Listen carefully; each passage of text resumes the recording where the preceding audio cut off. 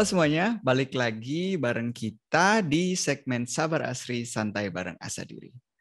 Hari ini Vina dan gua kita bakalan update sedikit tentang hidup kita ke satu sama lain karena it's been a while ya Vin ya. Sejak last time kita ngobrol di segmen Sabar Asri dan banyak banget hal-hal yang terjadi di dalam hidup kita masing-masing dan kita mau ngambil kesempatan ini buat ngobrol in depth lagi tentang apa yang terjadi dalam hidup kita, perubahan-perubahan apa, dan tentunya karena kita di Asadiri selalu berusaha untuk tidak hanya menyebarkan tentang mindfulness kepada orang lain, tetapi juga mengimplementasikan mindfulness di dalam hidup kita. Di sini kita juga intrik banget buat tahu apakah berhasil Vina dan gua mengimplementasikan mindfulness di hal-hal yang terjadi di dalam hidup kita. So, let's get it on. Hai Vin. Hey. Baik, sebenarnya mindfulness apa ya? Kayaknya itu endless journey ya. It is. Ya, sampai sekarang juga masih challenging buat gua sih. Udah gitu meditasi juga kadang suka bolong-bolong gitu kan. Kalau udah sibuk. Jadi ya kadang-kadang suka terjerumus lagi di habit-habit lama. Ya gitu sih belakangan kalau gua masih kadang-kadang masih suka ke-trigger aja sama hal-hal yang emang pengen gua hilangkan gitu. Kalau lu gimana journey lu? Meditasi ya. Kalau sekarang kita mulai dari temanya meditasi dulu secara umum gitu ya. Meditasi yang gue rasain adalah sebenarnya secara intelektual itu gue tahu semakin gue ngerasa wah gue nggak ada waktu nih buat meditasi. Sebenarnya itu adalah sign di mana gue harus meditasi sebenarnya.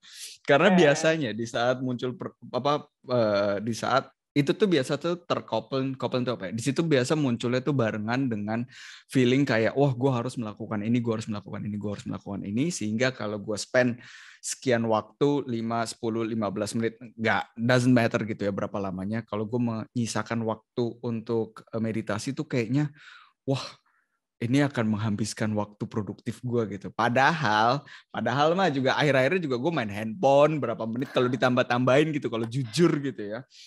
Sebenarnya teorinya gue juga tahu bahwa itu ya cuma suara-suara yang boleh ada, yang manusiawi itu ada.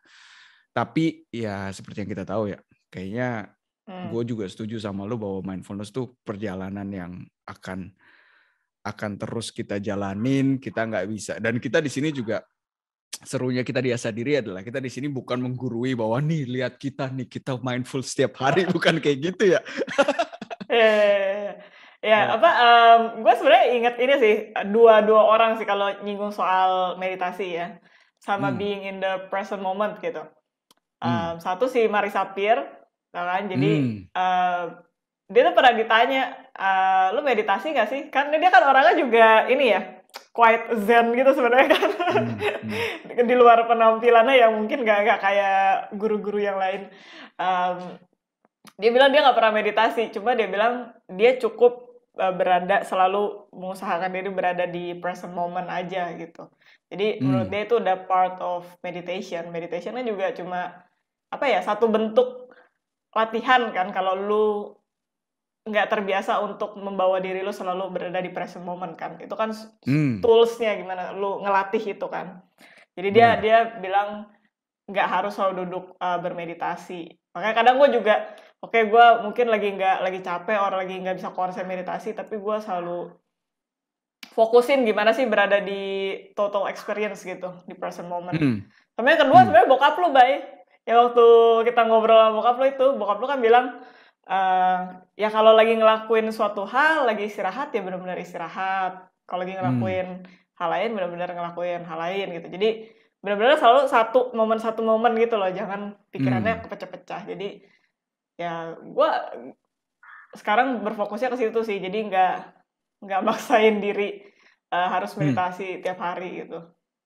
Karena memang meditasi itu yang kayak lu bilang ya, itu kan sebenarnya trainingnya ya. Jadi maksud gue kalau jadi dua gitu loh. Di saat lu misalkan taruh ya, ini cuma ngomong dong gitu, biar kita gampang ngejelasinnya. Kalau misalkan lu meditasi dalam 1 jam, berarti lu kan ada intensi 1 jam itu lu benar-benar duduk dan lu mereduce semua input dari luar kan. Itu nomor 1.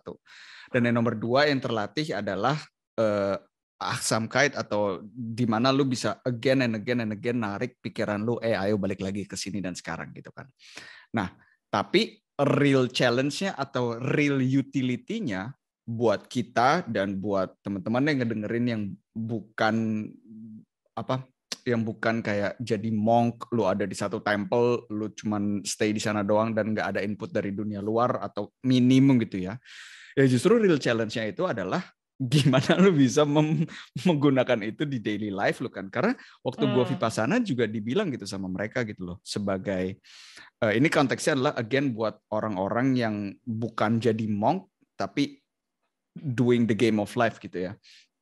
Di situ juga mereka bilang bahwa ya gampang sebenarnya gitu ya, meskipun lu menstempel 10 hari meditasi itu dan lu nggak ngomong sama orang di vipassana itu, lu menstempel itu sebagai sulit, sebenarnya itu justru yang paling gampang dalam tanda kutip, karena ya itu dia tadi gitu loh, lu benar-benar fokus di situ, laser fokus, nggak ada input sama sekali.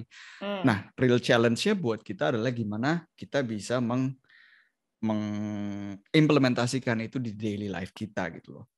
Dan mungkin yang gue juga lihat ya, dan kita juga sering ngobrol atau beberapa kali ngobrol tentang hal ini, di mana lu kan sekarang juga lagi ngebangun Neora nih, ya kan? Gue ngelihat lu produce konten, rajin nomor 1, dan nomor 2 sebenarnya yang lebih penting daripada rajin adalah konsistensi. Karena gue ngelihat konten-konten lu gitu ya di Neora, di YouTube-nya Neora, itu benar-benar lu selalu produce gitu loh. Nah, pertanyaannya adalah apa sih yang terjadi di belakang layar sebenarnya? Apakah itu, karena begitu gue ngelihat itu, Vin, gue langsung muncul kayak pikiran gitu, anjir, nih, gue langsung pikiran atau muster atau apa ya, pattern biasa gue lah kalau gue ngelihat orang yang menurut persepsi gue berhasil melakukan sesuatu yang deep inside gue juga pengen lakukan. In this case adalah konsistensi creating content, bukan kontennya doang ya, konsistensi in building brand, garis miring bisnis, garis miring konten gitu ya. Gue langsung ada tendensi untuk ngelihat itu, wah kayak imposter gitu loh. Gue memposisikan gue di bawah gitu loh.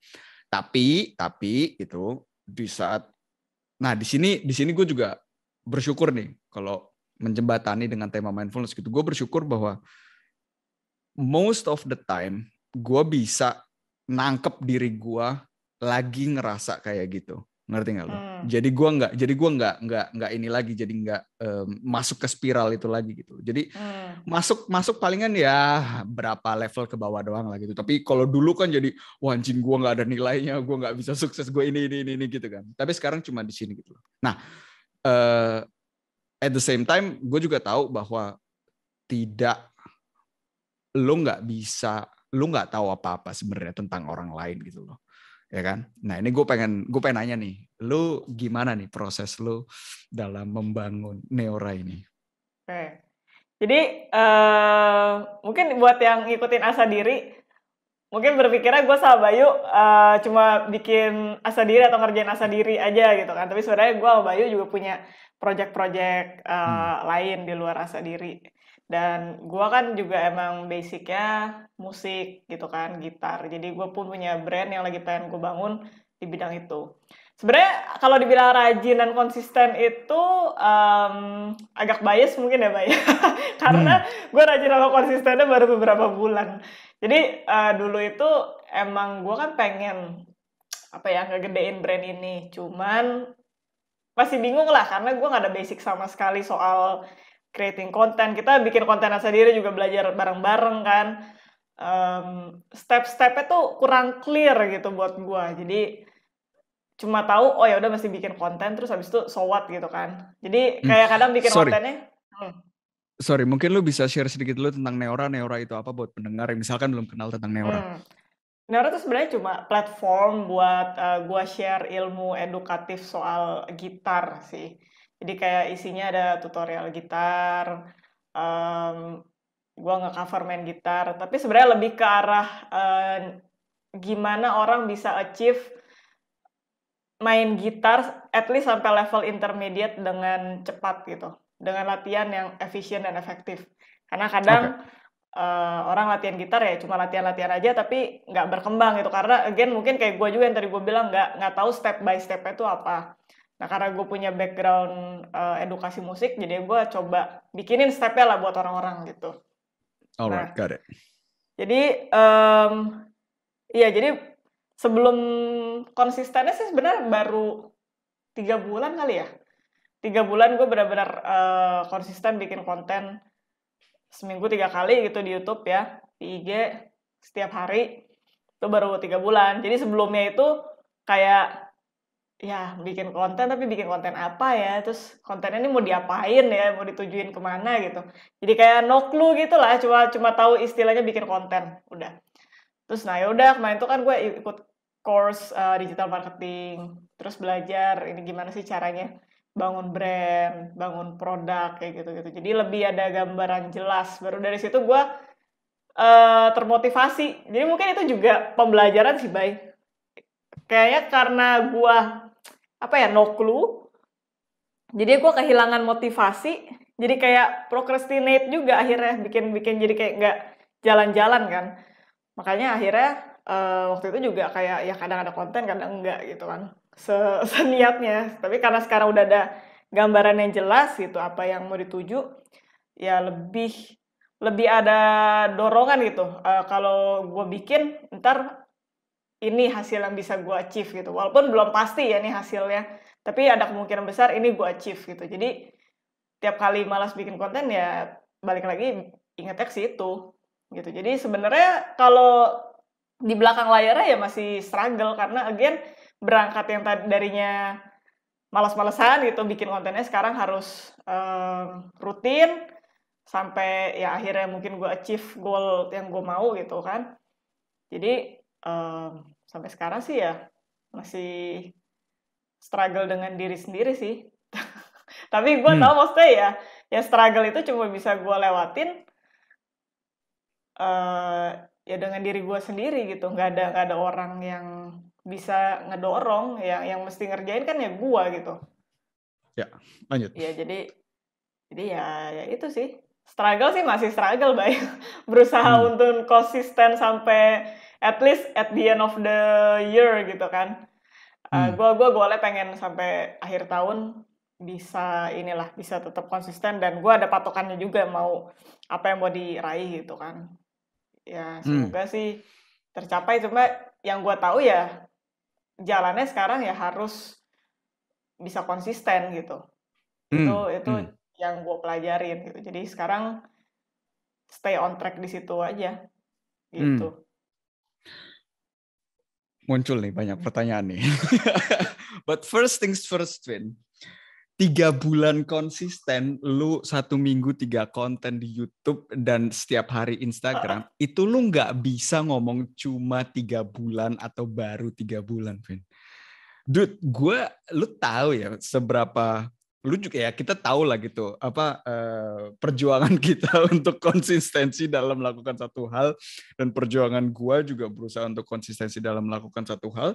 Jadi menurut gue ya probably lu juga melakukan hal ini, atau gue pretty sure lu juga melakukan hal ini. 3 bulan itu I think it is already an achievement. Gue nggak tahu tentunya in details milestones yang lu bikin itu kayak gimana, but menurut gue dang, good job. Number one. Itu ini dari gue. Nah, yang kedua, gue ngedenger juga bahwa di saat lu decide, di saat lu menyadari situasi lu, gue lagi no clue nih gitu ya, gue lagi no clue, dan akhirnya lu decide untuk mengambil suatu online course. Berapa pentingnya atau apa pentingnya menginvestasi di diri sendiri buat lo? investasi apa nih? Ilmu gitu ya. Apapun itu, karena menurut gua step yang lo lakukan itu juga bukan satu hal yang apa ya, bukan satu hal yang sudah semestinya gitu. Ini selbstverständlich. Karena banyak juga orang yang misalkan satu nih ya, ini beberapa yang ada di kepala gue ya. Yang pertama adalah untuk menyadari lu no clue saja, itu udah satu achievement. Untuk mengakui bahwa lu sekarang ini benar-benar no clue, itu itu achievement selanjutnya. Setelah lu mengakui lu sekarang no clue dan lu mencari Lösung, lu mencari jawaban, lu mencari jalan untuk bisa akhirnya mendapat clue, itu selanjutnya. Untuk bisa mengeluarkan uang, waktu, dan tenaga untuk mendapatkan clue-nya, itu udah achievement selanjutnya. Jadi kalau gue ngelihatnya itu, lu ngejelasinnya kayak, oh ya, I got no clue, gue cari online course, dapat lanjut gitu. Tapi makanya pertanyaan gue adalah, berapa pentingnya, mungkin apa yang Maaf ya, pasti bukan. Bayu bahasa Indonesia suka gagap. I'm sorry man. Bukan betapa, bukan berapa, bukan bertapa juga. Apa pentingnya menginvestasi ke diri sendiri gitu? Apakah itu adalah sesuatu hal yang terjadi otomatis atau lu gimana gitu proses mikir lu? Penting sih Bayu menurut gue sebenarnya. Investasi diri sendiri aja itu kan udah lu mulai dari lu, kalau gue ya dari gue kuliah sebenarnya sih, itu gue udah invest ke diri gue sendiri gitu. Dengan gue decide kuliah keluar kan waktu itu juga, itu maksudnya pure my will gitu loh. Dan tenaga, waktu, uang, kuliah sambil kerja, waktu itu kan juga itu suatu hal yang, apa ya, kalau nggak bener-bener butuh gitu ya, lu nggak bakal, maksudnya gue juga nggak mau gitu kan kuliah sambil kerja, capek banget gila kan rasanya. Itu juga kalau nggak bener-bener butuh, gue mendingan leha-leha aja gitu kan. Leha-leha. Cuma ya again, kalau gue dari dulu selalu mikirnya, apa sih yang mau gue dapet gitu, yang gue cari apa sih. Kayak kalau waktu dulu kuliah kan ya gue mau dapet ilmu edukasi musik yang lebih baik gitu, dan gue nggak dapetin itu di Indonesia. Jadi ya karena gue pengen banget dapet ilmu itu, ya udah gue relain aja gitu kan. Dan jadinya pun apa yang gue investasikan kayak waktu, tenaga, uang itu bukan hal yang kayak gue jadi nyesel gitu loh, ngerti nggak sih? Kayak aduh gue capek, aduh gue harus ngeluarin duit banyak gitu kan, bukan yang sesuatu yang gue keluhkan gitu loh jadinya. Nah jadinya sama aja sih kayak sekarang juga, karena gue tahu gue mau bangun suatu brand, gue punya produk yang mau gue pasarkan gitu. Nah ini gimana caranya memasarkan itu, gue kan no clue nih. Ya gimana? Kalau no clue ya mesti minta bantuan orang gitu kan. Nah caranya minta bantuan orang ya either belajar atau hire orang gitu. Itu kan sebuah investasi. Jadi ya memang harus dilakukan. Kalau gue nggak investasikan ya balik ke titik nol gitu kan. Jadinya nggak maju-maju. Dia itu balik lagi ke pertanyaan, apa yang mau lu capai sih. Tapi gue mengerti sih Bay maksud lu, karena kadang juga kayak contohnya case gue gitu ya, belajar gitar, banyak murid-murid gitar juga yang kayak nanya ke gue gitu kan, mau belajar gitar gitu kan, terus oh ya udah nih ada caranya kayak gini-gini nih, ada course ini bisa diambil, terus mau download ini bisa, kadang-kadang ya memang nggak dilakuin gitu, cuma pengen aja gitu loh. Jadi ya memang itu nggak semua orang apa ya rela invest, even belum sampai ke duit ya, invest tenaga, dan bukan tenaga, bilangnya apa ya, kayak lu kalau harus membaca sesuatu hal demi lu menumbuhkan ilmu di kepala lu, tapi itu sebenarnya free juga lu dapatkan, itu invest apa ya, invest waktu kan ya. Attention, waktu.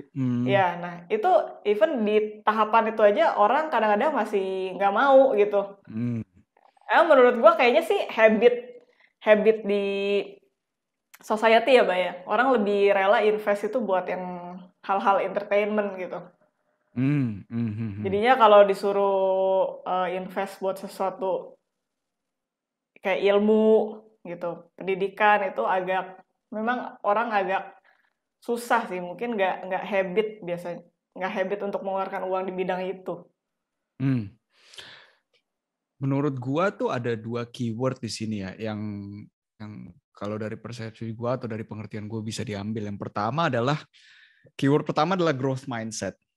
Growth mindset di mana di saat lu menemukan satu problem gitu ya, in your case gitu, dan lu nggak stop di situ, dan lu nggak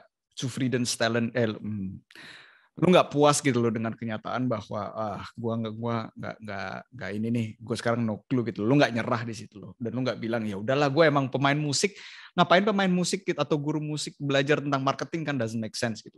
But you didn't choose that path gitu loh, dan lu milih jalan gitu. Oke, kalau gue kurang dan gue tahu kenapa gue pengen belajar atau harus belajar ini, ya gue jalanin gitu. Itu menurut gue pertama. Nah yang kedua, gue juga ini sih, gue ada dalam beberapa case gitu ya, di mana kan banyak ya untuk belajar ilmu sekarang juga, informasi tuh cukup banget gitu ya di internet gitu ya. Yang muncul adalah kayak hoarding mentality gitu loh. Jadinya gue merasa gue sudah melakukan tugas yang harus gue lakukan dengan gue mendownload hal gratis yang gue bisa download. Tapi si hal yang udah gue download itu tidak gue baca atau tidak gue lakukan, atau itu udah berhenti kalau misalkan folder gue, misalkan taruh namanya foldernya folder belajar gitar gitu ya, tuh udah semakin penuh dengan how to learn at home atau apa gitu. Itu gue udah puas dengan hal gitu loh. Tapi untuk again kita tahu gitu loh bahwa sekarang adalah di era atau kita ada di zaman bukan lagi kekurangan informasi, tapi justru yang kurang adalah si handlung tapi beneran action gitu loh, dimana lu bener-bener put, yang tadi lu bilang gitu loh, intensi, lu put waktu, lu put energi untuk membaca atau bener-bener melakukan apa yang sudah didapatkan gitu loh. Ya. Tapi sebenarnya ya, baik gue sampai ke tahapan yang kayak tadi ngambil si course berbayar, itu gue juga galau ya setengah mampus karena harus ngeluarin duit. Karena balik lagi kayaknya itu mentality orang Indo mungkin ya. Atau mungkin gue. Apa ya, aduh harus ngeluarin segini buat beli course gitu kan. Itu tuh pertimbangannya kayak lama banget. Tapi akhirnya at the end gue ngeliat oh ya chance-nya nih gede banget ini kalau bisa jalan gitu kan. Jadi ya emang balik lagi ke being mindful juga sih, Bay. Tahu, bisa ngelihat diri lu jadi orang ketiga. Nah itu sih. Kalau lu cuma kayak keserep langsung kayak, udahlah ini mahal lah, ya udah itu pasti nggak bakal lu beli-beli dah. Cuma kalau lu bisa netral dulu nih, oke nih plusnya apa, beli ini, minusnya apa. Lu lihat secara netral itu bakal lebih make sense gitu. Dan ternyata ya emang lebih make sense kalau gue beli itu course gitu kan. Daripada gue stay di tempat dalam waktu, I don't know, maybe like 5 years doing nothing gitu kan. Jadi ya itu sih, mindfulness berperannya di situ sih. Setuju gue. Dan di situ dimana gue juga kadang kalau ngomongin tentang course yang berbayar gitu ya, gue juga waduh Vin, ya Allah kalau ngeluarin duit tuh masih rasanya tuh masih gimana gitu ya. Nanti gue share juga dengan sesuatu yang terjadi dalam hidup gue, di mana gue sekarang bisa dapat kesempatan ngajar dan gue bisa jadi atau gue ngerasa wah ini gue masuk jadi proper businessman nih. Tapi ntar kita bahas gitu itu. Yang gue juga tadi mau share gedangkan atau pikiran gue adalah mindfulness, di mana tidak hanya kita bisa ada di netral dan melihat atau ngebikin kayak plus minusnya itu apa aja dalam step yang bakalan kita lanjutin. Yang bisa gue dapetin dari mindfulness adalah gue juga menyadari tendensi gue yang berpikir wah ngeluarin ini itu bakal mengganggu stabilitas ekonomi gue gitu loh. Jadi gue nyadarin ketakutan gue dan gue mentidak apa-apakan pikiran itu gitu loh. Karena ya memang ya kondisinya mungkin again gitu ya dari kondisi waktu kita masa kecil atau kondisi di masa lalu atau kepercayaan lah, tanpa kita narok atau memberikan kesalahannya ke orang lain gitu ya. Kepercayaan Glaubensätze itu apa sih, mindset yang udah tertanam di dalam diri, yang tentunya karena itu sudah dijalankan sadar atau tidak sadar dalam beberapa tahun, tentunya itu adalah jalan pikiran yang paling nyaman kan, yang paling gampang untuk jalanin gitu loh. Nah di situ gue nangkep, oh ya ini ada perasaan ini, tapi next testotrots, tapi tetap karena ada meskipun ada jalan pikiran yang ini, gue sekarang mau jalannya ke sini dan berpikir atau memiliki mindset yang baru bahwa di mana ini gue ya, kalau misalkan gue pengen bikin satu produk yang gue tahu orang lain ini bisa mendapatkan benefit dari ini, tapi gue tidak siap untuk mengeluarkan uang untuk satu produk yang orang lain buat, yang gue tahu dengan produk ini gue bisa mendapatkan benefit, nggak aci dong kayaknya gitu ya. Kayaknya gue pengen orang beli produk gue karena ini bagus nih, ini bisa membantu hidup lu gitu loh. Tapi gue sendiri nggak siap untuk memberikan chips ini, memberikan koin ini ke produk yang gue juga tahu itu bisa membenefitkan diri gue. Ya itu kayaknya nggak aci aja gitu loh. Sehingga gue bilang sama gue, oh ya udah, chips yang gue berikan kepada ini adalah bentuk terima kasih gue akan value yang orang itu punya untuk gue, dan gue berharap bahwa dengan value yang gue bisa berikan kepada orang lain juga bersedia memberikan chipsnya kepada gue gitu. Ngerti nggak lo? Iya. Ngerti. Itu mungkin juga gue ingat ini si siapa tuh? Peterson. Jordan Peterson. Kayaknya menurut gue ya, ini alasan orang suka sulit berinvestasi mungkin juga karena kalau Jordan Peterson bilang itu delay gratification, Bay. Jadi ya kayak gue aduh harus ngeluarin duit sekarang, tapi ini baliknya kapan gitu kan, nggak tahu gitu. Jadi karena itu gratification-nya terlalu jauh dan maksudnya gue nggak bisa make sure itu akan gue dapatkan gitu. Jadi jadinya mungkin itu juga yang jadi satu penghalang sih. Mungkin itu juga yang banyak orang rasakan gitu ketika berinvestasi. Ya kayak lu main saham mungkin ya, investasi uang tapi nggak tahu kan kapan itu akan bertumbuh atau tidak. Itu thin line lah ya, thin line antara lu naif atau lu di paralyzed oleh rasa takut lu sendiri. Menurut gue itu thin line sih gitu loh. Jadi ya itu menurut gue juga mindfulness balik lagi ya, bisa membantu itu untuk lu mikir, untuk lu bisa nge-gap diri lu sendiri, ini lu lagi malas mikir atau lu takut gitu loh, ngerti gak lu? Ya. Nah, satu lagi nih, buat kita masih stay di tema ini. Tadi lu ngomong tentang goal. Nah, itu gue intrik banget nih. Lu ngomong tentang goal, tapi menurut gue itu ada kayak dua jenis goal gitu loh. Goal yang pertama adalah di mana goal lu adalah being consistent. Nah, goal yang kedua adalah ada achievement yang pengen lu raih atau ada results yang pengen lu lihat gitu kan. Nah, apakah lu melihat dua goal ini menjadi dua goal yang dengan akar yang berbeda atau gimana ngelihat lu? Kalau di gue konsisten itu yang akan membantu gue mencapai goal yang lebih spesifik sih. Jadi konsisten itu udah harga matinya, nggak ada tawar menawarnya gitu. Jadi goal apapun yang nantinya gue rubah-rubah di ujungnya, itu akarnya benar-benar mesti dari konsistennya itu dulu. Nah makanya ya kadang mungkin buat teman-teman yang konten kreator mungkin tahu juga ya, ternyata capek gitu jadi content creator kan. Apalagi gue juga kan nggak pernah ada pikiran mau bikin konten gitu kan dari dulu. Oh, kuliah musik, masa gue bikin konten gitu. Dan tahu-tahu bikin konten sekarang.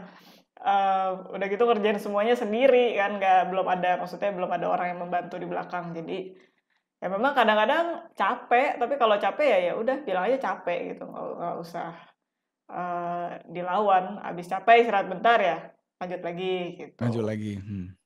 Ya, emang challenging banget sih, Bay. Tapi gue bingung sih, Bay, kadang-kadang ya. Sebenarnya kan kalau orang bekerja itu kan juga konsisten ya melakukan hal yang sama setiap hari ya. Tapi kenapa kalau kita ini berasanya konsisten tuh sulit ya? Apa karena kita menciptakan suatu hal yang kreatif? Menurut lu gimana? Ada input Kalau apa nggak? menurut gua adalah di saat lu kayak kita ya, lu one woman army, gua one man army saat ini ya. Itu semuanya tuh di pundak kita, Vin. Semuanya. Kalau lu masuk kerja di kantor gitu ya. Pengalaman gue di kantor adalah lu masuk ke satu sistemnya udah ada.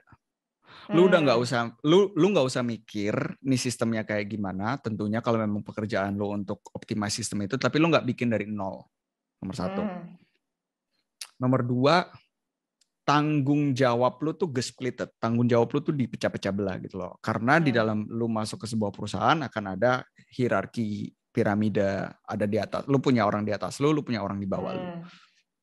Jadi kalau misalkan sesuatu yang messed up, itu price yang harus lu bayar tuh relatively rendah karena price-nya worst case adalah lu misalkan kehilangan pekerjaan lu, tapi at that moment di saat lu messed up doing something, price lu akan tetap dapat gaji lu bulan itu karena at least di sini di Jerman lu nggak bisa sekarang lu dikeluarin dan lu bulan besok udah nggak kerja lagi, lu akan ada dapat tiga bulan ini ya, 3 bulan lu tetap dapat gaji.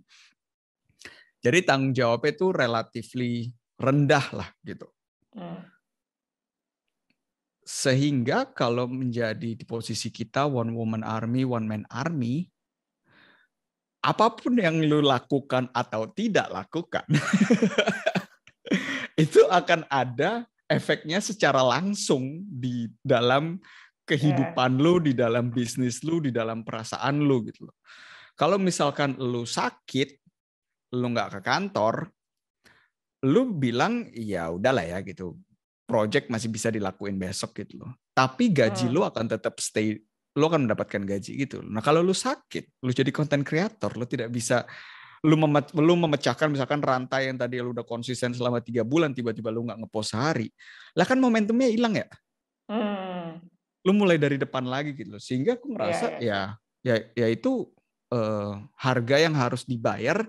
Jadi kayak high risk high reward gitu loh. Kalau gue ngelihatnya ya, sekarang gue ngejalanin ini gitu semua jadi apa sih, wira swasta. Apa sih namanya kita tuh apa sih? Freelancer, wira swasta. Iya pokoknya seorang yang pengen lagi membangun bisnis gitu ya. Ya itu high risk high reward. Tapi sebenarnya kalau mau jujur, rewardnya tuh gue dapetin tuh tiap hari, Vin. Tiap hari tidak hanya dalam bentuk material gitu ya, atau bahkan gitu awal-awal gitu bukan dalam bentuk material, tapi lu tahu setiap thoughts yang muncul di kepala lu itu ada tentang bisnis ya. Itu adalah thoughts lu lagi nurture bisnis lu gitu loh. Lu lagi nurture semuanya tuh baby lu gitu, ngerti nggak lu? Semuanya adalah sesuatu yang lu punya gitu. Sedangkan di dalam kalau lu ada di perusahaan, ya goalnya tuh goal perusahaan gitu. Ya, lebih kayak berasa it's yours gitu kan. Jadi definitely. Ya, ini benar-benar ya. Satu Vin, tadi gue mau ngerangkum sedikit tentang goals karena menurut gue ini juga penting gitu loh. Itu penting buat gue juga. Goals being konsisten, ya konsistensi harga mati. Itu kita udah pernah ngomongin ini juga. Itu adalah proses oriented goal. ya kan? Dimana lo punya kontrol untuk berkonsistensi atau enggak. Sedangkan goal-goal lain yang lo buat itu adalah results oriented goals, di mana lo nggak ada kontrol nih results-nya kayak gimana. Sehingga goal-goal yang result oriented itu bisa lo tweak. Sehingga yang tadi lo bilang bahwa konsistensi harga mati karena itu adalah proses oriented goal, karena lo bertanggung jawab atau lo punya kontrol akan goal itu, yaitu adalah satu-satunya yang bisa lo lakukan. Jadi mungkin Seth Godin dengan bukunya The Practice mungkin itu akan interesting buat dibaca sih. Iya nih, aduh belum kebaca tuh. Mungkin itu harus dibaca biar jadi epiphany. You already live it tuh. Ya, I mean kalau dibandingin sama Seth Godin, wah ya, beda, gila beda, sih. Beda. Gila sih, beda kelas lah. Oke, enough about me. Gimana nih, Debayu? Ada news apa? Banyak news kayaknya. Banyak news sih. Dari yang paling terbaru aja, gue sekarang dapat kesempatan untuk ngajar psikologi, terutama benar-benar fokus ke teorinya individual psikologi dari Alfred Adler. Anjing, gue ngerasa pinter banget kalau gue ngomong itu, bangsat. Jadi gue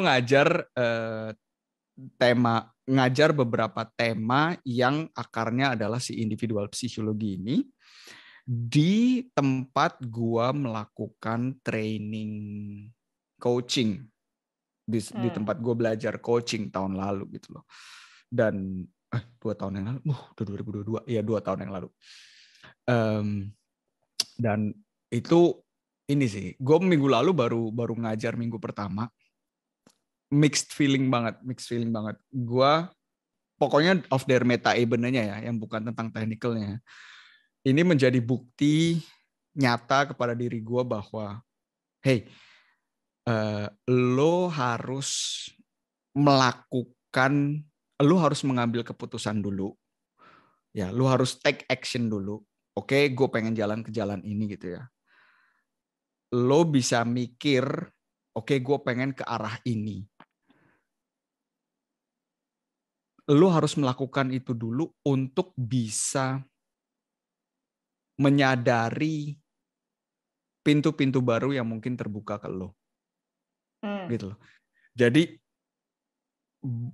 buat reminder juga buat kita gitu ya, yang kita kan selalu mencari keamanan ya, security gitu loh. Kepastian gitu loh. Oh, gue mau ngelakuin ini kalau gue yakin nantinya bakalan terjadi ini gitu kan. Nah, itu kan enggak, life doesn't happen like that gitu loh. Lu nggak bisa berapa banyak sih sebenarnya di dalam hidup yang bisa lu plan gitu loh. Jadi itu ada dua sisi. Kurangnya menurut gue kalau lu nungguin ini dulu ya, nungguin sesuatu yang pasti dulu gitu. Yang pertama adalah satu, nggak ada sesuatu hal yang pasti. Balik lagi ke tema corona, ternyata orang juga dikeluarin dari kantor meskipun mereka ngerasa itu pekerjaan udah pasti, apapun itu gitu ya. Tidak ada sesuatu yang pasti di masa depan. Dan yang kedua, kalau lu saklek nih ya, bahwa ini gua maunya mendapatkan pekerjaan di perusahaan ini gitu misalnya gitu ya.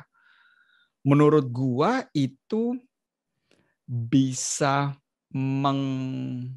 lu memotong sendiri potensi-potensi apa yang universe ini mungkin bisa berikan kepada diri lo. Ngerti nggak? Jadi di saat gue membuat planning sekarang ke masa depan, tentunya gue sekarang yang gue advokat di sini adalah, yang gue pengen berikan di sini adalah bukan, oh ya udah lu percaya aja buta-buta gitu, bukan itu. Tapi setelah kita ngeplan dengan otak kita, dengan pikiran kita, dengan semua yang kita timbang-timbang gitu ya, sebelum mengambil keputusan atau dalam melakukan sesuatu, oke, gue jalan ini, gue pengennya, mungkin gue pengen kerjanya di perusahaan ini.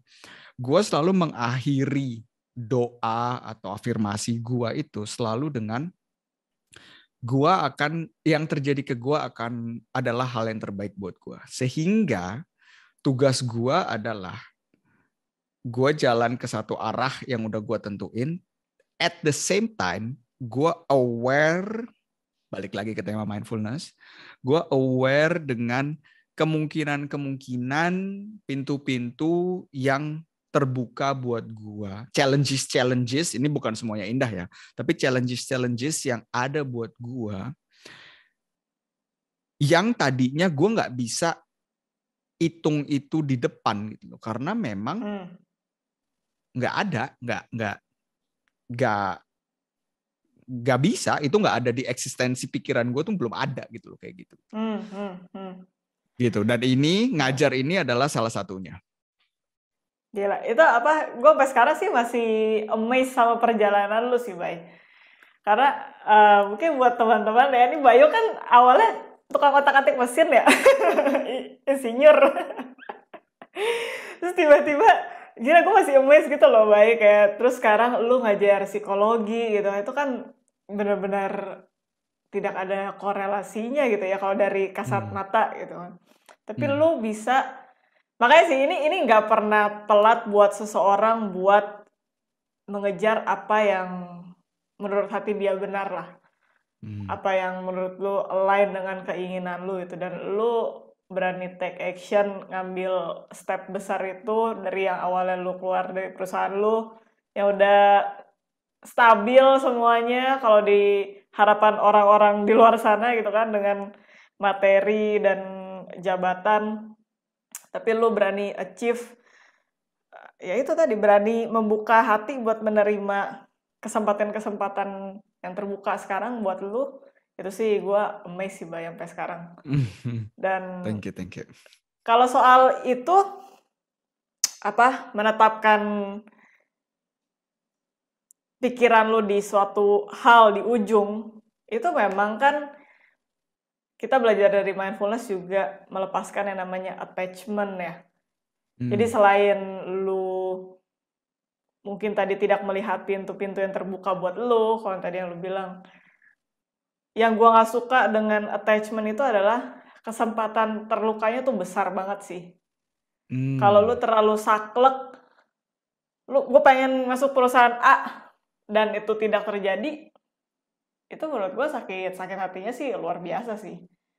Ya, kayak dulu gue juga kan gue mau masuk univ musik ini nih sama profesor ini, pengen banget gitu kan, pokoknya gue harus masuk situ, terus nggak keterima ya, akhirnya waktu itu ya juga sempet kayak anjir, sakit hati gitu kan, udah dengan segala usaha yang dikeluarkan. Tapi ya memang at the end pasti ada pengalaman-pengalaman lain yang ya bener yang lo bilang, terbaik buat lo sih. Justru belajar dari semua challenges dan semua kesempatan yang terbuka buat lo gitu. Itu kan juga pelajaran yang gak ada nilainya sih menurut gua. Iya, itu gua ada story nih baru-baru ini tentang betapa sebenarnya penderitaan itu adalah man-made. Penderitaan tuh kita yang buat sendiri gitu. Jadi intinya adalah gue pengen ke India, gue pengen ikut training yoga. Nah, jadi gue pengen ikut training yoga itu udah dari Februari ya. Oke, gue training ikut yoga, gue udah bayar, Vin, udah mikirnya juga sama, balik lagi kayak yang tadi gitu, anjing invest gini banyak gitu ya. Tapi udah, gue pengen ikut ini karena gue tahu ke depannya ada chances atau hal-hal yang pengen gue lakuin. Oke. Sebenarnya itu plannya, gue itu di India itu udah end of Februari. Salah, middle Februari sebenarnya. End of Februari gue udah di Jerman lagi. Nah, pertama gue tempel di situ. Oke. Ternyata turns out gue minta visa ke konsulat India, dia masih butuh satu data dari gue. Gue kasihin. Ternyata karena ada satu step di tengah-tengah ini, paspor gua sudah bakal expire lebih dini daripada 6 bulan. Nah, kalau lu mau ke terbang internasional, lu at least paspor lu mesti 6 bulan. Paspor gua 5 bulan 28 hari. Sehingga saya sampai ketawa gitu. Ini apa ini bangsat? Ini nggak mungkin. Tapi gue nggak langsung ketawa. Gue pertama dongkol dulu kan. Anjing, 2 hari bro. Itu gara-gara lu pengen minta sesuatu dari gue. Sekarang udah gue kasihin. Jadi ya gue lagi yang salah kan, gondok ya. Iya. Oke. Februari akhirnya gue mundurin ke akhir Februari. Gue udah minta ke orangnya. Oh ya udah nih, terus buru-buru nih gue ke Hamburg, gue bikin paspor baru, terus nunggu cemas. Wah akhir Februari nggak mungkin nih. Gue mundur lagi ke Maret gitu gue bilang. Ke Maret gue mundur, terus setiap hari gue teleponin konsulat Indonesia. Paspor saya udah jadi belum? Paspor saya udah jadi belum? Sampai gue mikirnya gini, Vin.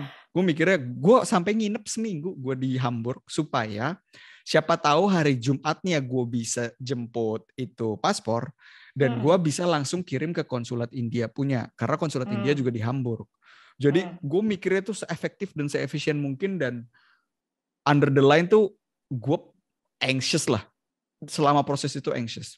Nah, at one point, Vin, gue mikir, bro,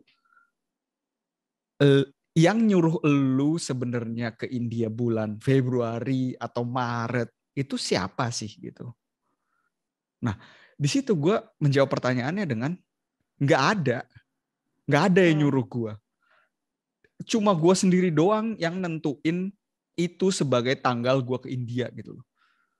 Oke, berarti lu punya dong pemikiran yang lebih dalam. Kenapa lu menentukan tanggal itu supaya lu pengen ke India? Setelah gue kulik lagi, karena gue pengen secepat mungkin mendapatkan sertifikat itu dan gue bisa ngajar. Oke, berarti seberapa urgent itu sebenarnya? Atau itu sebenarnya cuma keinginan lo?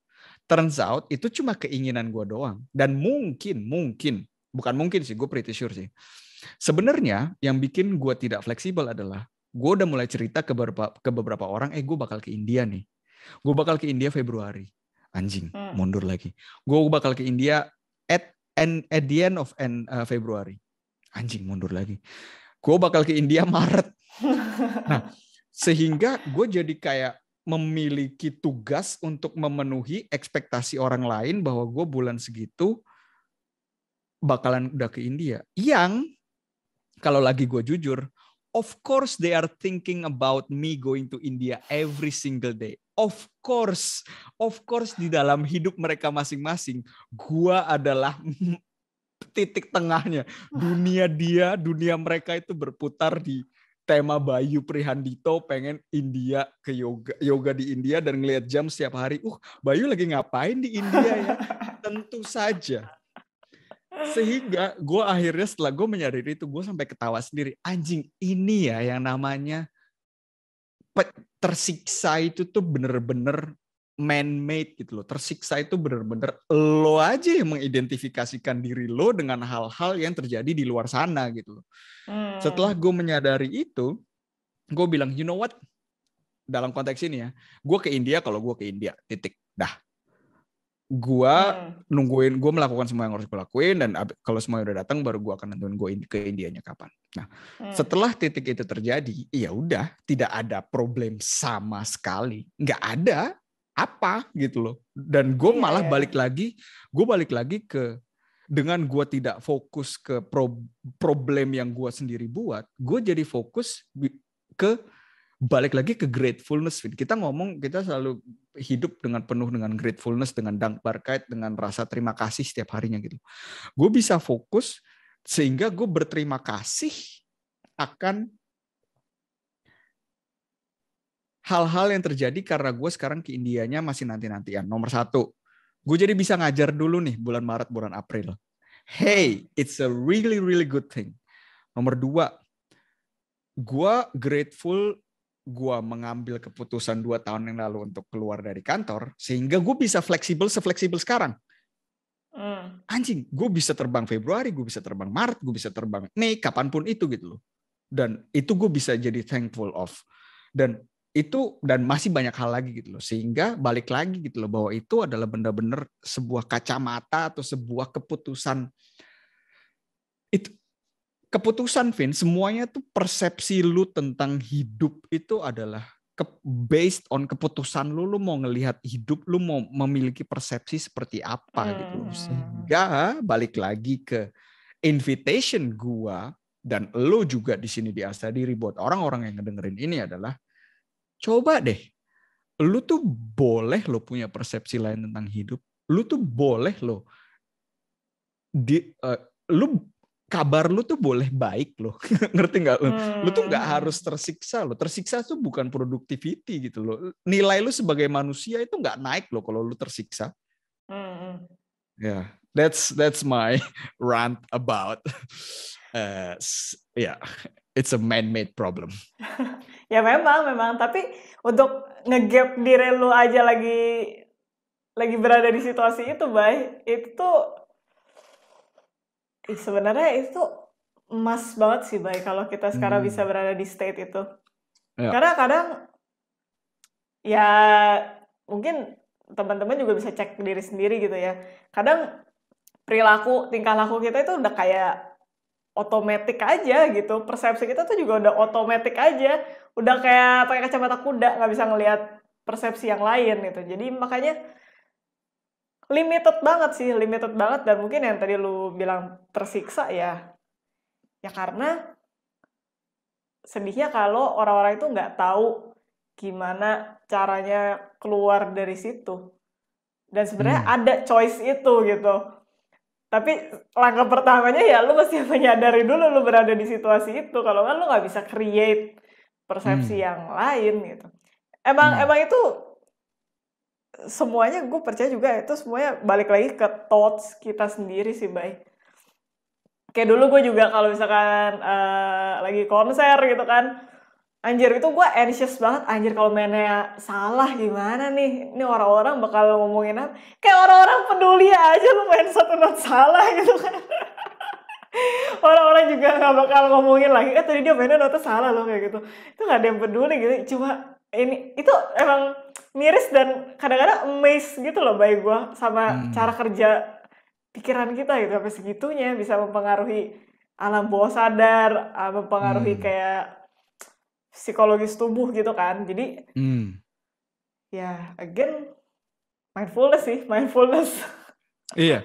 Dan efek ke badan, efek fisiologi gitu ya, di mana lu anxious, lu jadi berkeringat, lu jadi nggak enak, nggak bisa tidur, itu beneran terjadi loh. Sehingga apa namanya, benar-benar semua itu kalau lu bilang lu mulai dari thoughts lu gitu ya, gue juga setuju sih gitu loh, bahwa itu bijinya tuh terjadi di situ gitu loh. Nah, udah sisanya tuh efeknya aja gitu loh. Dan tadi yang apa namanya, lu juga bilang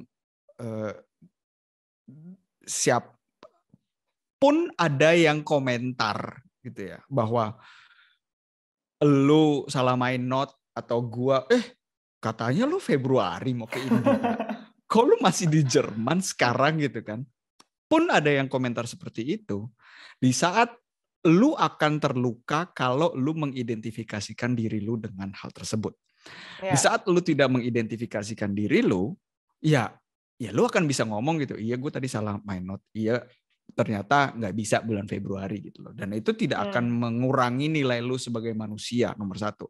Dan yang nomor dua, di saat lu begitu fokus dengan hal-hal negatif yang bisa terjadi, Vin, lu sama gue tahu ya, kita sekarang masih ada di awal lah, relatif awal journey kita membangun sesuatu dengan asa diri ini itu gitu ya. Kita masih relatively banyak dapet feedback yang luckily sampai sekarang kita juga grateful banget tuh, semuanya tuh mostly positif gitu ya. Di saat kita sampai ke satu level dan akan ada orang yang nulis hate comments ke kita atau apapun itu gitu. Nah, kalau lu fokus ke hal-hal yang negatifin, lu akan bisa menemukan hal negatif dalam setiap kondisi apapun itu. Untungnya ini juga berlaku dengan kalau lu fokus ke hal-hal positif, lu akan bisa menemukan semua hal positif, lu akan bisa memiliki persepsi yang positif di dalam hal apapun itu. Itu gue percaya. Ya balik lagi ke ini ya, sebenarnya semua orang yang kita dengarkan selama ini kayak Jordan Peterson, Joe Dispenza, Eckhart Tolle, semuanya itu juga ngajarin kita gimana kita yang pegang kendali ya sih, kita yang pegang kontrol gitu kan. Jadi apa yang mau kita pikirin ya kita yang buat gitu. Guru juga gitu kan. jadi apa yang lu rasakan sebenarnya juga itu ulah lu sendiri gitu sebenarnya. Sebenarnya kasarnya gitu kan. Yang lu rasain yang terjadi sebenarnya ulah lu sendiri gitu. Mau hujan, mau badai ya kalau lu nggak attach sama itu, perasaan lu juga ya antang-antang aja. Lu bakal antang-antang aja, hujan ya hujan datang. Cuma ya lu oke, fine-fine aja, chill-chill aja gitu kan. Jadi ya amazing sih, Bay. Amazing, dan semoga banyak orang lebih tahu soal ini. Ya. Itu gue juga ini sih, gue juga apa namanya, ya makanya juga kita tetap going on dengan asa diri ya. Perjalanan, makanya gue juga seneng banget, Vin, dimana kita ngobrol kayak gini gitu ya. Itu adalah dengan Sabar Asri ini kita juga kurang lebih mendokumentasikan perjalanan kita juga sharing pikiran-pikiran atau perasaan-perasaan yang ada di dalam diri, dan itu juga bisa menjadi kayak Dear Diary Maisy gitu loh, ngerti nggak? Kayak Dear Diary kita nulis, oh di saat ini, di momen ini terjadi ini ke kita, dan pelajaran ini udah kita dapetin gitu. Karena lu tahu sendiri ya, untuk merubah sesuatu hal menjadi habit atau untuk bisa, itu kan butuh repetisi terus-terusan ya, repetisi terus gitu kan. Kadang lu kalau udah mendapatkan satu epiphany gitu, oh ini indah banget gitu. Terus life happens as usual, daily business. Terus sometime in the future lu punya problem itu lagi. Terus lu mikir lagi, terus at one point misalnya lu dapat epiphany, terus lu mikir, lah ini kan gue udah pernah mikir kayak gini dulu ya, kenapa gue mesti menjalani ini lagi gitu loh. Jadi ya semoga dengan ini kita bisa memberikan value untuk diri kita masing-masing dan juga untuk orang-orang yang dengerin sih. Yes. Alright. So that was business part, I would say. That was project oriented stuff, say. And of course, hidup kan banyak ya aspeknya. Hidup ada aspek membangun sesuatu, create sesuatu yang valuable buat diri kita sendiri dan juga buat orang lain. Sekarang kalau pengen masuk ke tema ini, Vin, relationship. Nah, ini kan ibu kan sekarang, ibu udah nggak ini lagi nih, udah nggak apa, udah married woman. Wah, married woman. Yoi. Baru kemarin bawain webinar soal relationship nih. Biasa diri. Yes. Gimana, Vin? Ada apa, Bayu? Mungkin nggak lebih sedikit tentang ada konkret pertanyaan gitu ya, tapi mungkin lebih ke lu bisa share nggak apa sih yang terjadi, atau perubahan-perubahan apa yang terjadi di saat lu sebelumnya misalkan belum menikah, sekarang lu udah married, terus ada hal-hal, ada apa ya? Ya ada hal-hal yang lu saklekin gitu nggak sih, kayak atau kalian ya tentunya ya sebagai satu unit gitu loh, bahwa oh ini prinsipal kita tuh ini atau apapun itu. Gua nggak tahu deh, karena saya belum menikah, saya tidak tahu kapan saya akan menikah. Jadi lu bukannya udah nikah siri, Bay? Oh my god, ini gosip, man. What the fuck? Saudara-saudaraku di luar sana yang mendengarkan, ini hanya hoax. Hoax ya, hoax. Siapa tahu dia percaya, baik. Apa ya? Yang berubah apa ya? Sebenarnya yang berubah cuma kita tinggal di satu atap aja sih. Insignifikan. Iya. Sebenarnya ya nggak sih? Mungkin banyak yang, gue nggak tahu sih kalau era milenial sekarang ya, apa pandangan orang soal pernikahan. Coba kalau yang sering beredar kan suka ada yang bilang pernikahan itu sulit loh untuk langgeng gitu kan, banyak tantangannya. Ya iya sih, banyak tantangannya pasti gitu kan. Kehidupan pribadi aja banyak tantangannya, apalagi nyatuin dua kepala yang beda gitu kan. Cuma sampai sejauh ini sih menyenangkan sih. Dan gue juga grateful banget karena kita udah kenal mindfulness juga. Gue udah kenal mindfulness sebelum married gitu kan, jauh sebelum married, mungkin 2-3 tahun sebelum married ya. Jadi gue juga udah bergulat sama insecurity gue gitu kan, udah tahu dulu nih apa sih yang sering nge-trigger gue gitu kan. Jadi waktu itu sebelum married juga gue udah keluarin deh semuanya tuh. Gue udah kasih tahu nih pokoknya kalau ada peristiwa ini biasanya gue ke-trigger nih. Jadi kalau misalnya terkeluar yang nggak enak, udah tahu gitu. Bukan cuma kayak gue main meledak-ledak gitu aja nggak ada alasannya gitu. Jadi benar-benar ada sesuatu yang painful itu biasanya nge-trigger gue gitu. Lu udah ngasih Jadi, mapnya gitu lah ya ke partner lo gitu ya. Ini kalau ini terjadi kemungkinan gara-gara ini atau jangan melakukan ini karena ini adalah trigger point gitu ya. Iya, jadi karena partner gue ini kan orangnya ini ya bilangnya gimana ya? Bukan polos sih. Mungkin dia ya kalem dan dia orangnya kalem dan dia belum sebenarnya mungkin dia nggak butuh mindfulness sih menurut gua. Nggak butuh ya. Tapi mungkin dia juga belum mengenal dirinya sendiri secara lebih mendalam gitu. Dan ini gua rasa juga dialami banyak orang gitu. Cuma thankfulnya dia belum mengenal dirinya secara mendalam, tapi jarang ada hal yang benar-benar nge-trigger dia. Dia kayaknya nggak punya luka yang mendalam gitu lah. Jadinya waktu itu juga gue yang mesti lebih aktif bertanya gitu. Karena gue kan yang lagi ada di journey mindfulness itu dan gue tahu orang tuh biasanya punya pasti luka. Dan ini seberapa severe lukanya itu yang gue mesti cari tahu dulu sebelum nanti gue married tiba-tiba ada hal yang meledak-ledak dan gue nggak tahu gitu kan. Jadi waktu itu juga udah diomongin sebelum married. Jadi pas married ya sampai sekarang sih fine-fine aja. Nggak ada hal yang gue sampai sekarang nggak pernah berantem sih. Jadi nggak ada hal yang bikin berantem gitu. Jadi ya nggak tahu sih apa yang membedakan. Cuma itu aja sih yang membedakan menurut gue. Balik lagi tinggal di bawah satu atap doang. Sama menyenangkan ya punya keluarga baru lah. Punya keluarga baru yang gue juga dekat dengan gitu kan. Jadi nggak ada clash atau gimana kan. Suka ada yang kayak, oh lu anak menantu clash sama mertua gitu kan. Gue kayak fine-fine aja. Santai aja. Kayaknya fine-fine aja gitu. Jadi ya itu sih yang gue rasain. Dan thankful banget lah walaupun apa ya. Mungkin balik lagi dulu kita juga pernah bahas soal ekspektasi ya, Bay ya. Ekspektasi buat pasangan gitu kan. Gue mau pasangan gue yang perhatian 24 jam gitu kan. Bisa ngabarin 24 jam. Itu gue udah pernah merasakan itu waktu sebelum married kan. Punya ekspektasi seperti itu yang sebenarnya nggak works gitu. Jadi sekarang juga udah nggak punya ekspektasi seperti itu sih.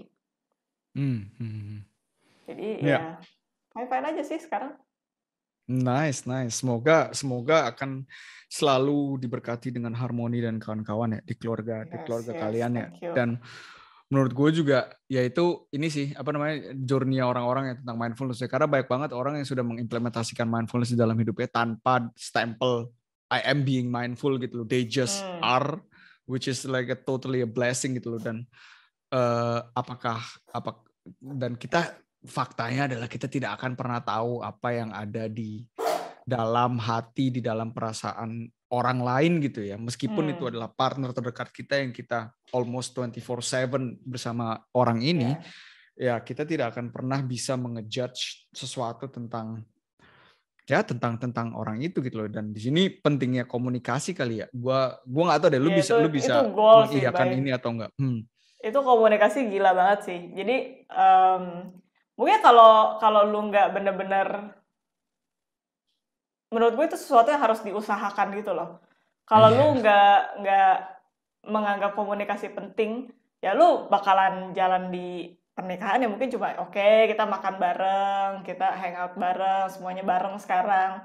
Tapi nggak pernah punya deep conversation. Ntar begitu lu ada satu yang meledak-ledak, lu tuh nggak punya way, nggak punya caranya gimana sih nih bisa menghandle ini semua tuh gimana kalau lu nggak punya komunikasi gitu. Dan komunikasi ini juga menurut gue ada skill gitu. Lu kan nggak bisa cuma kayak kamu tuh salah gitu. Itu bukan komunikasi seperti itu loh. Jadi gimana lu bisa duduk balik lagi jadi pengamat gitu lah. Itu yang skill yang menurut gue penting banget harus dilatih. Nggak cuma sama pasangan ya, sama orang-orang terdekat lo juga itu sebenarnya suatu hal yang gue sih wish-nya gue punya dari gue kecil gitu. Jadi gue bisa berkomunikasi lebih baik dengan orang lain gitu. Karena kita tuh kadang berkomunikasi cuma ya surface. Iya, ngebahas hal-hal yang sepele gitu lah, yang sebenarnya justru kan yang kita nggak tahu tuh kalau di pernikahan kadang-kadang meledak begitu aja karena lack of communication gitu. Lu nggak berusaha cari tahu pasangan lu detailnya kayak gimana. Akhirnya cuma bisa ngejudge aja nanti akhirnya kalau muncul suatu hal yang keluar ke permukaan. Iya. Itu gue relate dan gue setuju juga yang lu bilang bahwa komunikasi itu sesuatu yang harus diusahain gitu. Itu nothing is given, everything is earned kind of thing. Jadi terutama dengan komunikasi ya. Kenapa? Karena akan banyak dari pengalaman gue ya, yang sekarang saya tidak miliki lagi. Yang dari pengalaman gue ya, itu di mana komunikasi udah pasti akan ada momen-momen tidak nyaman di mana lu berkomunikasi dengan partner lu, terutama kalau lagi sorting out masalah gitu lah ya. Apakah masalahnya masalah dari partner lu, masalahnya dari lu, atau masalah di dalam hubungan itu gitu loh. Tapi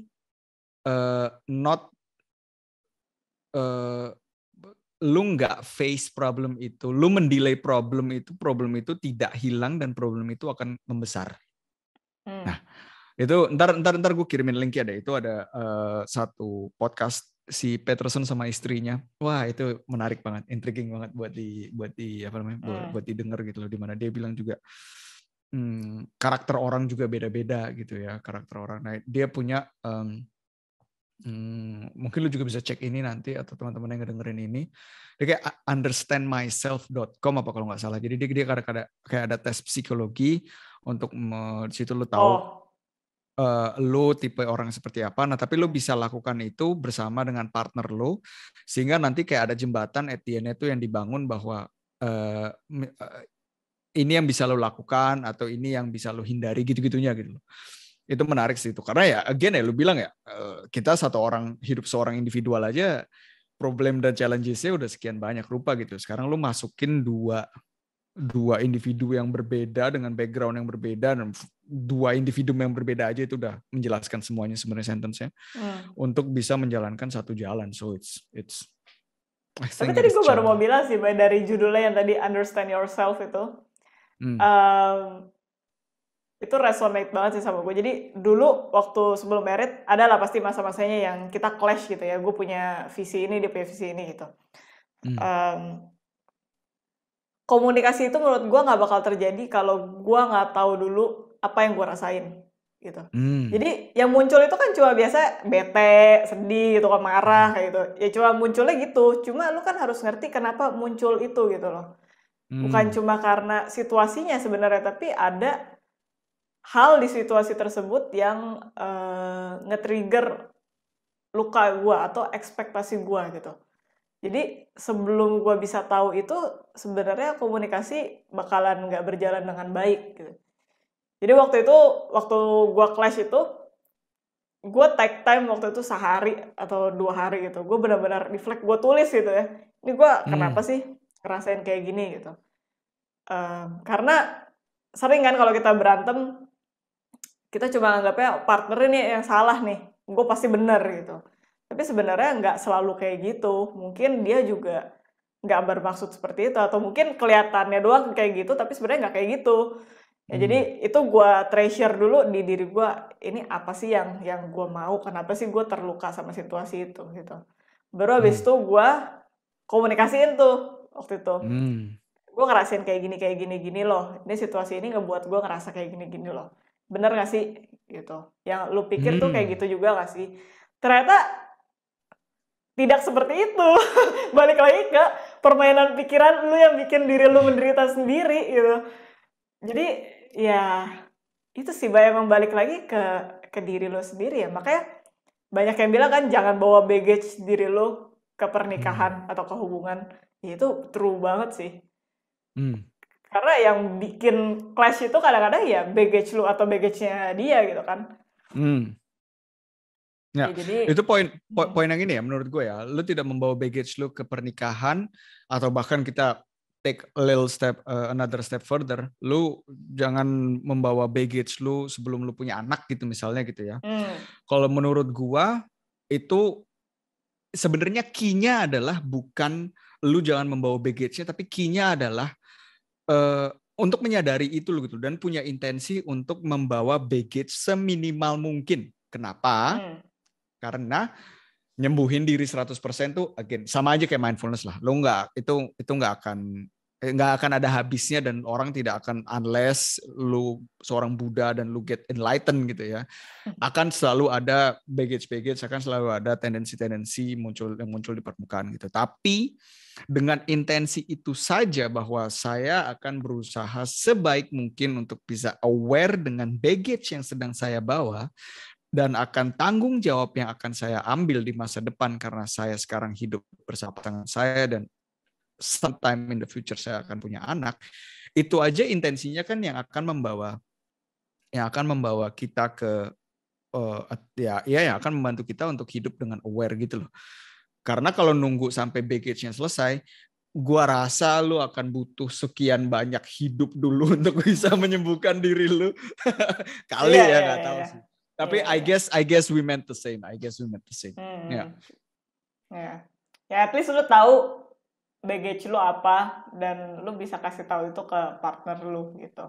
Bukan yang lu ya pokoknya gue bete aja, gue marah aja, gue sebel aja gitu. Itu kan ya nggak beralasan ya. Nah, ada nggak nih trigger point yang relatif gede yang lu sadarin, yang lu sebelum lu masuk ke chapter ini dalam hidup lu gitu ya, udah lu usahain buat knotennya, buat simpulnya tuh lu lepasin gitu. Apa ya? Cakepnya segue-nya bangsat. Apa ya yang nge-trigger ya?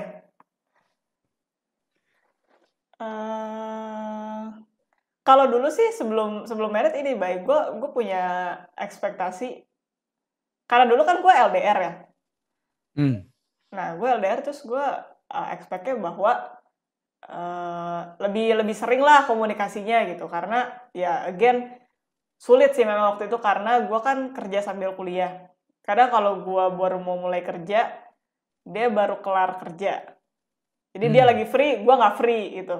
Itu sering banget kayak gitu. Jadi paling punya jeda waktu ngobrol tuh setengah jam 1 jam lah sebelum gue masuk kerja gitulah. Jadi ya sebelum gue masuk kerja biasanya. Kalau udah gue kelar kerja itu udah terlalu larut lah di sini udah jam 1 jam 2 gitu. Jadi memang waktu itu gue expect-nya lebih usahain komunikasi yang lebih banyak lah dari dianya gitu. Nah, jadi gue punya ekspektasi itu. Sampai satu masa tuh gue merasa kayak kok ini kayak nggak ada usahanya ya buat komunikasi gitu. Komunikasinya kok jarang gitu. Ternyata salah gue lagi. Waktu itu gue bilang akhirnya kan, karena gue udah kayak ya gue biasa lah kalau cewek kan gitu ya pendek-pendek aja balesnya gitu biar kayak berasa gitu kan, biar cowoknya berasa lah gitu. Tuh gue bilang ini kok nggak pernah kayak telepon atau apa gitu kalau lebih sering gitu kan kita susah gitu komunikasinya. Ternyata dia bilang iya gue ngehargain waktu lu karena lu lagi kerja, lu lagi sibuk. Jadi ya gue nunggu lu yang telepon duluan karena gue takutnya ngeganggu. Terus kan jadi kayak oh my god nih orang so thoughtful gitu kan. Terus gue pikirannya udah kayak mana sih ini nggak hubungin gue gitu kan. Jadi again itu satu ekspektasi tuh racun sih menurut gue, Bay. Ekspektasi tuh racun kalau lu nggak ungkapin gitu. Kalau lu cuma pendem doang ya, lu cuma pendem doang, gue pengen pasangan gue kayak gini, tapi dia aja nggak tahu gitu lu maunya kayak gitu, gimana dia bisa tahu? Yang kedua ya itu balik lagi ke apa yang lu pikirin tuh belum tentu bener loh gitu. Itu sangat kecil kemungkinannya bener loh. Karena again tiap orang tuh punya perspektif latar belakang yang berbeda, cara dia handle situasi itu juga berbeda gitu. Jadi apa yang ada di kepala lu itu sebenarnya rata-rata tuh cuma film yang lu mainin aja sendiri. Jadi ya yang hal-hal kayak gitu lah yang sepele sebenarnya udah gua lepasin lah. Itu kayaknya sih udah lepas ya, Bay. udah jarang muncul. Mamam tuh nggak care, justru dia nggak ngomong malah gara-gara care. Ya kan makanya. Ya makanya seperti itulah. Intrik sih memang relationship. Sebenarnya nggak cuma sama partner ya, sama orang tua, sama teman itu juga sama sih sebenarnya prosesnya. Iya, ngomong tentang ekspektasi ini gitu-gitu dan balik lagi ke komunikasinya adalah kuncinya tuh di komunikasi gitu loh. Karena again balik lagi ya kita juga manusia ya. Manusia akan secara sendirinya otomatis berekspektasi atau mungkin bisa di saat lu sadar lu bisa untuk tidak berekspektasi atau tidak berekspektasi yang berlebihan atau gimana pun itu. Tapi ya namanya manusia, kita juga nggak luput dari pemikiran-pemikiran tersebut ya. Thoughts juga datang dengan sendirinya gitu kan. Jadi being aware of it dan mengkomunikasikan itu ya at least itu adalah satu tool yang bisa dipakai yang sangat penting untuk bisa menyamakan antara pikiran yang ada di kepala dan sebenarnya realita yang ada tuh kayak gimana sih gitu kan ya. Ya. Kalau gimana, Bay? Mau curhat nggak? Apa ya, kagak ada yang harus dicurhatin anjing. Langsung lihat ke bawah gini, nggak ada yang harus dicurhatin anjing. Apa curhat apa? Enggak sih, kalau misalkan tentang relationship ya, kita sekarang lagi di point relationship. Point relationship basically untuk konteks gitu kayak nggak ada yang tahu juga sih, karena nggak ada yang peduli gue di relationship atau enggak sebelumnya. Tapi intinya adalah gue habis break up dari long time relationship dan sis, ini menurut gue ya, ini gue tadinya nggak percaya akan ending yang baik-baik gitu ya.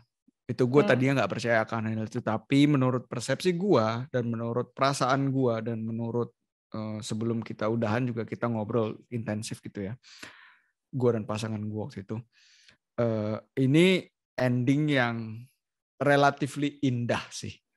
Kenapa? Karena semuanya based on komunikasi itu tadi gitu loh. Jadi memang ada satu perasaan yang dibawa ke menjadi topik pembicaraan gitu ya sebagai pembuka, tapi kita nggak stay di surface itu doang gitu loh. Jadi kita benar-benar mengkulik, oh ini apa sih sebenarnya gitu loh. Dasarnya dari ini semua tuh apa gitu loh. Dia mengeluarkan pemikiran dia being radikal early, dia radikal jujur gitu kepada diri dia sendiri dan kepada gua, di mana itu juga lo harus punya kualitas keberanian untuk bisa sharing dan mengkomunikasikan apa yang lo rasain kepada partner lo, itu bukan sesuatu hal yang trivial gitu loh. Sama halnya dengan gue, dan dimana gue juga share tentang pemikiran gue, share tentang perasaan gue, dimana kita berdua benar-benar vulnerable gitu ya di situ. Dan ya endingnya adalah bahwa memang saat ini atau saat itu kita decide untuk tidak lagi bersama karena memang menurut kita berdua pun itu adalah jalan yang paling baik gitu loh. Dan gue super blessed, balik lagi ke mindfulness, di mana gue ngegap, di mana gue tadinya punya pemikiran, anjir nih gue udah lama banget sama ini orang, gue udah spend waktu banyak, gue bahkan mikir waktu itu sampai kayak plus minus hitung-hitungan gitu loh, gue udah investasi waktu, investasi ini gitu ya, kenapa lu baru munculnya sekarang dengan masalah ini gitu loh. Tapi I shit you not, gue jujur nih ya, beneran dalam hitungan detik gitu ya, gue bisa mikir atau gue bisa mengamati, oh ini yang berpikir seperti itu adalah Bayu yang lagi terluka, which is totally human. It's a fucking human experience. Itu menyakitkan, itu adalah fakta yang tidak mengenakan, sehingga coping mechanism dari Bayu itu adalah dalam berpikir seperti ini gitu loh. Nah di saat gue ngegap diri gue dengan pikiran-pikiran seperti itu, okay, I see you, gue taruh ke samping, terus gue feeling lagi, gue ngerasain lagi pikiran apa yang muncul gitu. Pikiran yang muncul adalah, gue nggak bohong Vin ya, gue bangga sama mantan gue waktu itu. Gue bangga karena dia bisa menemukan satu hal yang membuatnya tidak nyaman dan mengkomunikasikan hal tersebut gitu loh. Dan dia siap untuk mengulik bersama-sama dengan gua yang saat itu adalah partnernya untuk mengulik lebih dalam lagi ini sebenarnya apa sih gitu loh. Jadi mungkin tadi proses yang lu bilang gitu loh, bahwa lu take time 1 hari 2 hari untuk mengulik, untuk mengerti diri lu sendiri. Itu kita, proses yang kita jalanin waktu itu adalah kita take 7 hari, I shit you not. Jadi kita camping di luar karena kita decide buat nyari satu tempat yang netral dan kita pengen itu berada di alam lah gitu, karena kita berdua ngerasa nyaman kalau lagi di alam gitu loh. Dan pengalaman gue juga di saat lu lagi jalan di alam itu lu bisa mengeluarkan, lu bisa lebih terbuka gitu loh dengan diri lu dan dengan orang yang lu ngobrol dengan gitu.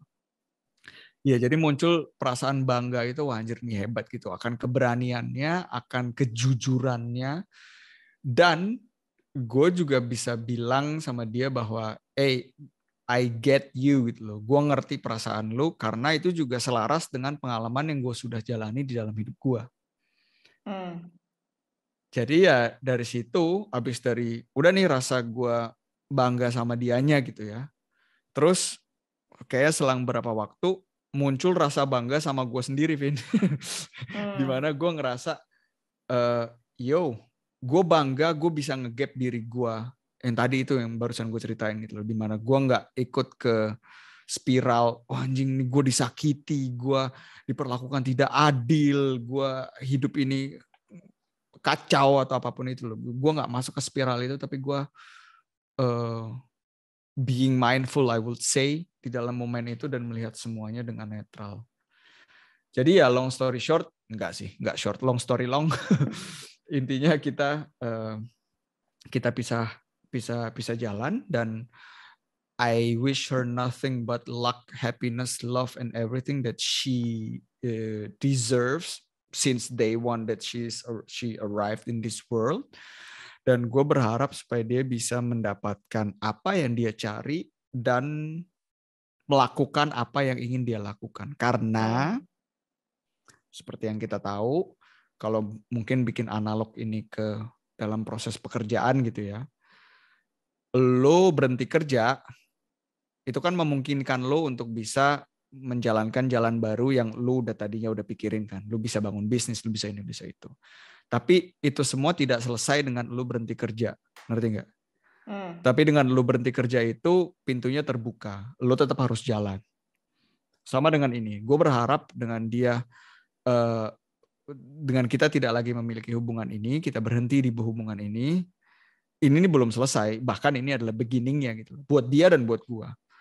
Jadi semoga yang gue harap adalah dengan pintunya sekarang udah terbuka, lu maju gitu loh, dan enggak nengok ke tempat yang lain dan lu nyari pintu lain yang lu masukin yang tadi ya sebenarnya lu nggak mau lu masukin ke situ gitu. Yes, so that's relationship my part. Ya menurut gue sih itu perlu, sejak lu cerita itu ke gue ya teman-teman nggak usah tahu detailnya lah. Cuma berapa tahun Bay?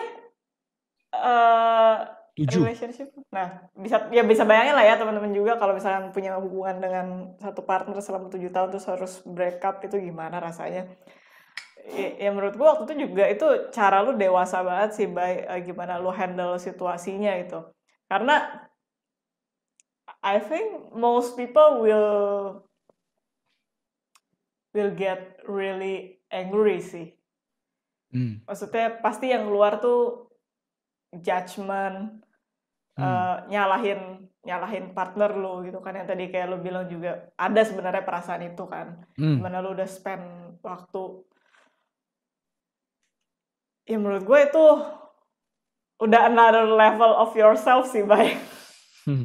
Gimana lu bisa sampai ke tahapan itu dan kasih empati gitu kan, bisa mendengar tanpa judgment, itu kan juga bukan suatu hal yang mudah kan, dimana pasti kalau gue mungkin berada di situasi itu pasti juga ada rasa di mana enggak, gue nggak mau udahan gitu. Gue 7 tahun gue udah hilang kemana itu kan.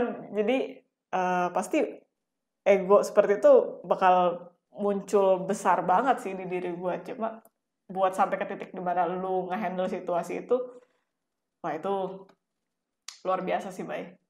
Dan ini gue mau memastikan di sini bahwa gue bisa berbicara seperti ini, bisa berbicara dengan tenang ini tentunya karena udah ada waktu yang berlalu ya. Jadi semua. Bay, kok ada yang ngebel? Oh, Abe pulang. Bentar ya. Ya. Sabar.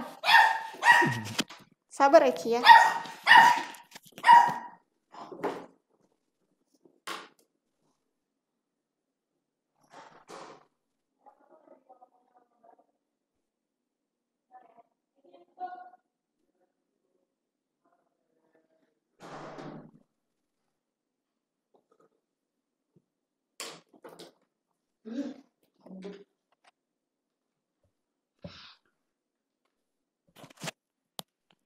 Bentar lagi gue digangguin si Eci nih. Udah jamnya jarang-jarang. Oke, lanjut. Iya, jadi yang di sini pengen gue tekankan dan nomor satu adalah semua perasaan itu, semua rasa terluka itu semua tuh ada ya. Paket itu juga gue rasain di dalam diri gue. Jadi gue bukan seorang human experience-nya ada gitu loh. Iya. Dimana ya yang tadi lu bilang itu gitu loh. Jadi itu nomor satu dan nomor dua ya itu dia ya. Maksud gue juga di sini peran gue di sini bukan sebagai gue waktu itu juga udah pernah share ke lu gitu loh. Gue nggak mau dijadikan hero di dalam story ini gitu loh. Karena faktanya adalah ya ini adalah keputusan yang kita ambil berdua. Jadi yang bertanggung jawab akan kondisi seperti ini, ya iya sih. Gue juga mau mengkreditkan diri gue untuk menghandle seperti itu. Tapi tidak semuanya gue juga gitu loh. Dan ya iya sih, iya. Ya, I'm pretty sure juga partner lu waktu itu juga itu perlu keberanian besar juga dia buat ngomong itu ke lu kan. Ya pasti juga painful lah buat dia. Cuma gimana dia bisa apa ya? Mungkin balik lagi mengutamakan diri sendiri dulu kali ya dibandingkan orang lain. Ya. Dan untuk bisa stand up for yourself itu juga bukan hal yang mudah loh. Nope. Karena kita nggak diajarin kan buat seperti itu. Itu poin yang benar-benar bikin gue juga bangga dengan dia gitu loh ya, bahwa lu tuh stand up for yourself. Dan ingat Vin, di situ gue juga ada tentunya tendensi gue pengen berusaha untuk persuade dia untuk udahlah, lu bisa kok menjalani apa yang ingin lu jalani di saat kita sedang bersama gitu loh. Ada perasaan kayak gitu loh. Cuma di situ lagi gue mikir gitu loh, ini cuma pengennya gue doang gitu loh. Kalau misalkan ada seseorang yang sudah muncul ke permukaan dan berani jujur dan mengutarakan itu gitu loh, seperti yang tadi lu bilang juga, dan tiba-tiba dan gue cuma mikirin gue doang karena nggak nyaman untuk putus, nggak nyaman untuk ini, gue pengennya karena gue sudah punya visi ke depannya sehingga lo harus mendukung gue merealisasikan visi gue. Ya tete, ya kan berdua ya pasangannya ya, sebel ya. Makanya gue bilang juga sama diri gue gitu loh, karena gini lah, ini poin di mana gue bangga kepada diri guanya. Di situ gue tidak ada interest sedikit pun untuk persuade dia. Cuman ada sedikit tendensi, tapi gue sadarin dan gue langsung milih ke jalan yang lain. Kenapa? Karena tujuannya itu bukan kita stay di dalam satu relationship. Bukan. Tujuannya adalah lo sebagai diri lo bahagia, gue sebagai diri gue bahagia.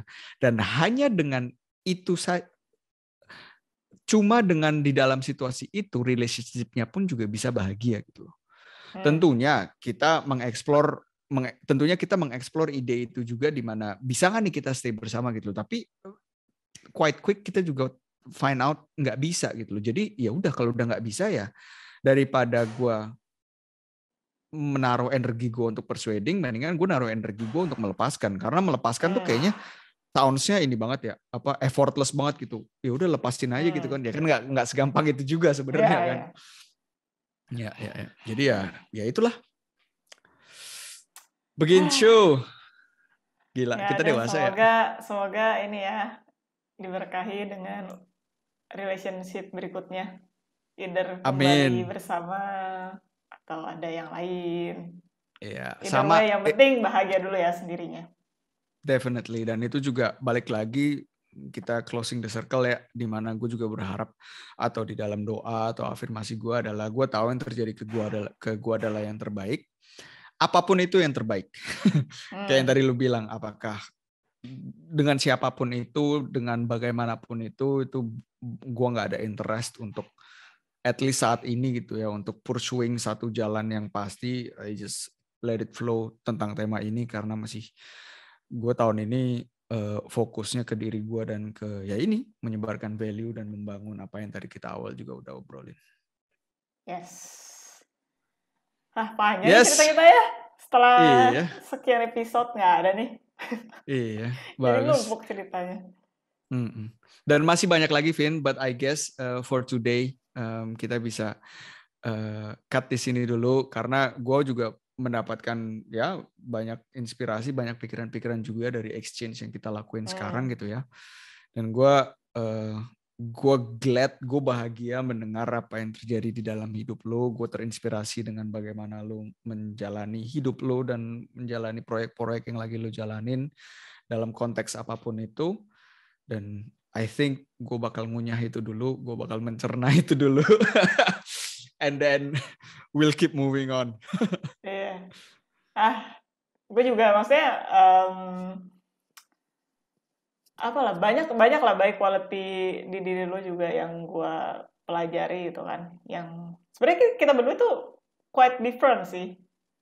Kan? Kita agak berbeda gimana cara kita menghandle situasi, pembawaan juga berbeda kan. Jadi banyak sebenarnya quality diri lo ya sebenarnya pengen gue miliki gitu. Coba ya balik lagi, fokus ke diri sendiri dulu deh, baru menyerap apa yang ada di sekitar. Apa sih, dipilah-pilah dulu lah, apa sih yang sebenarnya cocok buat di diri gue gitu.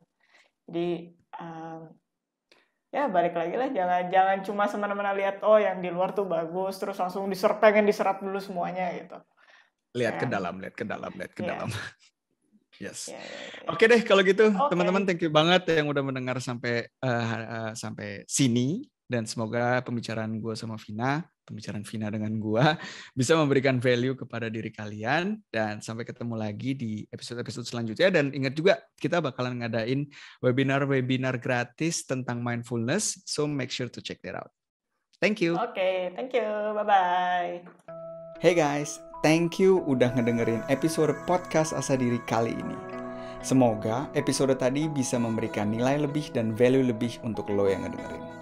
Kalau lo pengen support kita, bisa dengan follow Instagram kita di @asahdiri.ind, subscribe YouTube channel kita di Asahdiri, dan juga bisa taruh review di Apple Podcast. Ingat juga untuk share ke teman-teman kalian dan terus asah diri. Karena berlian tidak bersinar dengan sendirinya. Sampai ketemu di episode selanjutnya.